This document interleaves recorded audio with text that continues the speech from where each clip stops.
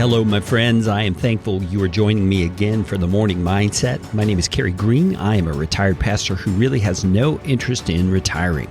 I just love teaching the Word of God, and I feel He has called me to do this during this season. I don't know how long that's going to be, but I'm enjoying the ride while I'm on it.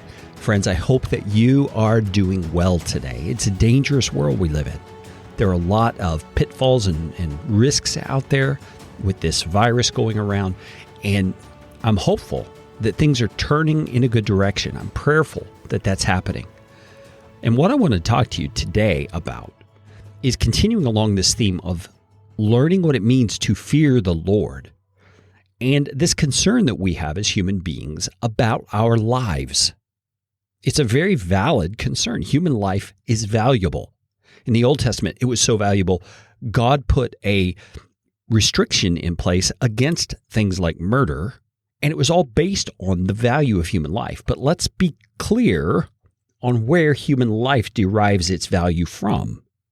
And that is the fact that we are created in the image of God.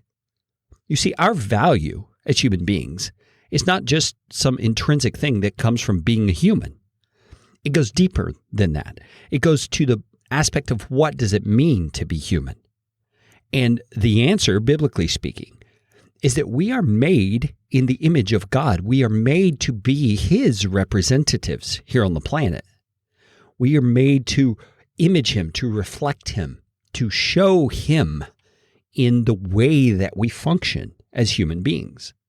So the way that we care for the planet, the way that we are creative and industrious, the way that we love and care and build, all of those things are to reflect God. And so that is why our lives have values, because we are able to do that where nothing else on the planet is. And the passage we want to look at today gives us a little bit of a tweak to our perspective when we talk about the value of life, human life. It's Proverbs 10, verse 27. Let's read it together. It says, "The fear of the Lord prolongs life, but the years of the wicked will be short." Now, it's very interesting. This is, again, one of those verses that could be taken as a blanket statement, kind of a promise, that if we figure out what this means to fear the Lord and we apply it properly, then we are going to have a very long life. And I want to affirm that as far as principles go, that is true. Because what we're looking at here, remember, is a proverb, and we have to understand what a proverb is. A proverb is a kind of literature that reveals general truths, that if you follow certain principles, generally speaking, certain things will happen. And that is what this proverb is. It's saying the fear of the Lord prolongs life, but the years of the wicked will be short. And we have to take the entire statement together because it's giving us the parameters and the context in which we need to understand what's being said. You see, he's making a contrast between those who fear the Lord and those who he calls the wicked. And they have different mindsets and different attitudes and therefore different behavior from each other. You see, those who fear the Lord are following His direction, His ways, His wisdom.